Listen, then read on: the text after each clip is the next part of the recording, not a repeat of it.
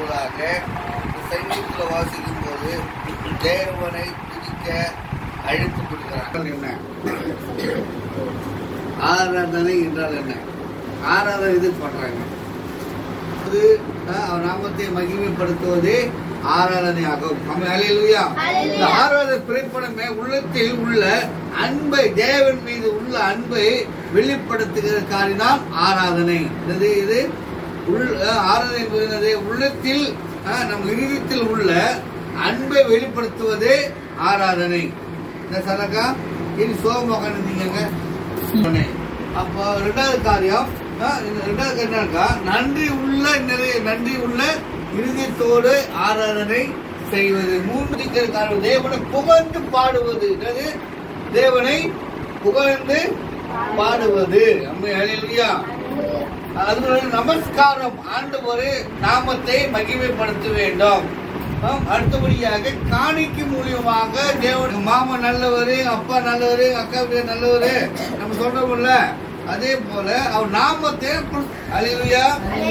அடுத்தபடியாக நம்ம முழங்கால் கைகால கழுவிட்டு அவர் சமூகத்தில் முழங்கால படியிட வேண்டும். முழங்கால் படித்து தேவ நாமத்தை நாம் மகிமைப்படுத்த வேண்டும். கடைசியாக நல்லா கையை தட்டி வாயை தந்து பாடி அவர் நாமத்தை நாம் மகிமைப்படுத்த. இதுதான் ஆராதனை. ஒரு ஆராதனை இருக்க வேண்டிய இத்தனை அம்சங்களும் நாம் கடைபிடிக்க வேண்டியது. அல்லேலூயா. அல்லேலூயா. இன்னும் வசனம், ஆசாரியர்களே எனக்கு ஆராதனை செய்யுங்கள் அப்படின்னாக்கா, தேவனை அனைவரும் துதிக்க வேண்டும், தேவனை அனைவரும் ஆராதிக்க வேண்டும். வசனத்தை வாசி விவசாயில இசைக்கேள் 44 15 வசனம், ஆராதிக்கிற சபையில் கர்த்தர் சந்தோஷமாக அசைவாடி கொண்டிருக்கிறார். இசைய 44 பேசுவாங்க, அன்னி பாஷை பேசுவாங்க, வியாக்காடு சொல்லுவாங்க. அல்லேலூயா. அப்படிப்பட்ட ஆராதனை வேலையில தேவன் என்ன பண்ணுவார்? சந்தோஷப்படுவார். அல்லேலூயா. முன்ன பார்த்த 15 காரியங்களும் ஆராதனை நாம் செயல்படுத்தும் போது, தேவனை நாம மகிமைப்படும் போது ஆராதனை வேலையை என்ன பண்ணுவாரா? அவர் சந்தோஷப்படுவார். அல்லேலூயா. அல்லேலூயா. அடுத்தபடி பாருங்க, ஆண்டவர் அற்புதங்கள் என்ன பண்ணுவாரா? செய்வார். யாரெல்லாம் ஆராதனை பங்கெடுத்தாங்களோ அத்தனை பேருக்கும் ஆண்டவர் அற்புதம் செய்வார். அந்த அற்புதத்தின் மூலமாக ஆத்துமாவை அறுவடை பண்ண தேவனாக கர்த்தர் பரிசுத்த ஆவியானவர் நமக்கு உதவி செய்வாராங்க. அல்லேலூயா. அல்லேலூயா. அல்லேலூயா. நீங்க 4 பேர் இருக்கிறோமோ, 3 பேர் இருக்கிறோமோ, 2 பேர் இருக்கிறோமோ,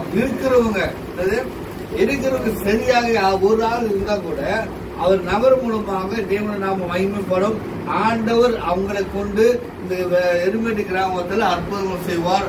அற்புதத்தை கண்டு கேட்டு பாக்குறவங்க என்ன பண்ணுவாங்க? ஆண்டவர் சர்ச்சை ஓடி வருவாங்க. அல்லேலூயா. அல்லேலூயா.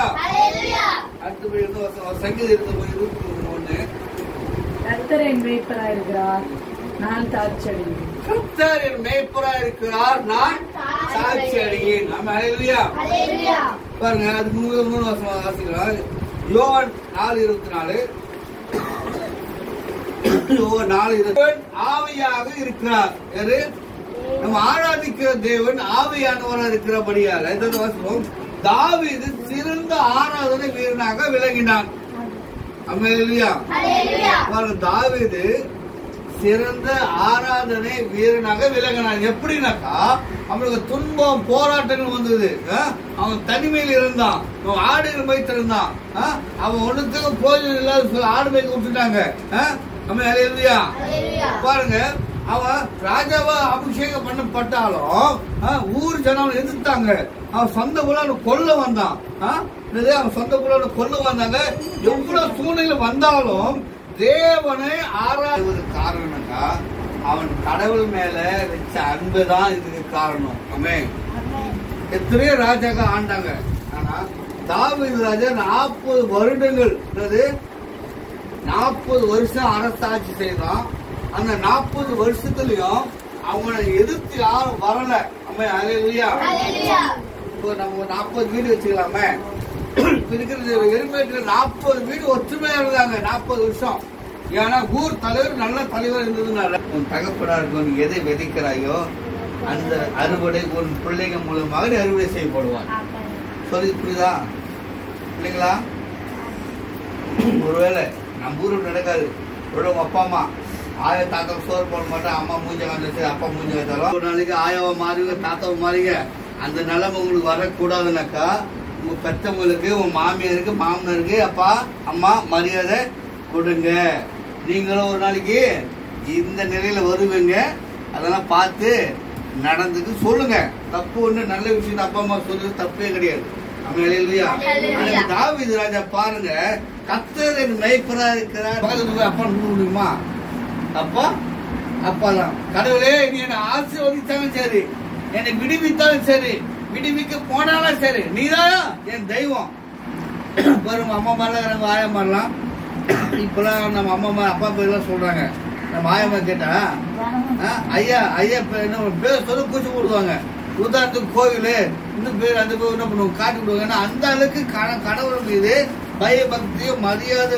ஒரு கணவரை சரியா கண்டுக்காம போனாலும் மனைவி கணவருக்காம போறதுனால இன்னும் என்ன பண்ணாங்க, கலாச்சாரம் கணவனுக்கு கொடுக்க வேண்டிய மரியாதை கொடுத்து கொண்டுதான் இருக்கிறாங்க. ஆனா இந்த காலத்துல கணவரை வாடா போடான்னு போடுறாங்க.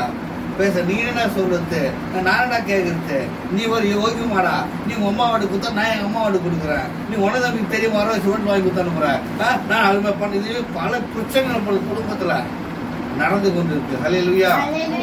நம்ம நீங்க அடுத்த தலைமுறை நீங்க உங்க அப்பா அம்மாவை பார்த்தோ உங்க அம்மாவை பார்த்தோ ஊரை பார்த்து கெட்டு போக கூடாது.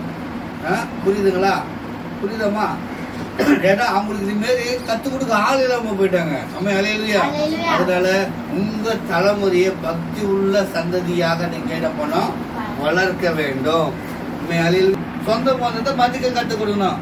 அம்மா பெரியப்பாக்கு கொடுக்க வேண்டிய மரியாதை, ஆயங்களுக்கு கொடுக்க வேண்டிய மரியாதை, தாத்தாக்கு கொடுக்க மரியாதை, உனக்கு மேல இருக்குது உன்னோட ஒரு நாள் பெரியவனா இருக்கணும். அவனும் உன்னோட ஒரு நாள் பெரியவனா இருந்தாலும் உனக்கு யார் அவங்க அண்ணனோ அக்காவும் கொடுக்கணும். ஒரே நமக்கு கிடைக்கிற பிள்ளைகள் அந்த தலைமுறை நம்மளுக்கு கொடுக்கிற மரியாதைகள் கொடுக்கும்.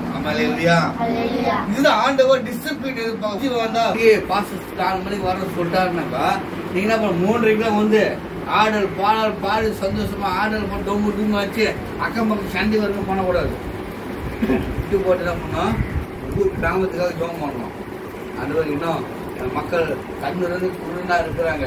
அந்த குடும்பத்துல இருக்கிற எல்லா குடும்பத்து பேரும் உங்களுக்கு தெரியும். ஒவ்வொரு குடும்பத்துல என்ன கஷ்டப்படுறாங்க, கஷ்டம் மகிமைப்படுவதாக ஒரே சொல்லி ஜோம் பண்ணும்போது அவரு மகிழ்ச்சி அவரு கண்ணு நம்ம உமா பாஸ்டா மட்டும் முடியுமா கணக்கு நம்ம ஒழுங்கால பண்ணிடுவோம்.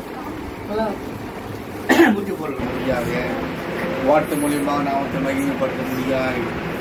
காணிக்கு மூலியமா நாமத்தை மகிமைப்படுத்த ஆசிரிய கொடுக்க வேண்டும். இயேசு நாமத்தை ஜெபித்து நல்ல பிதாவே. யாவது சொல்லுவோம்.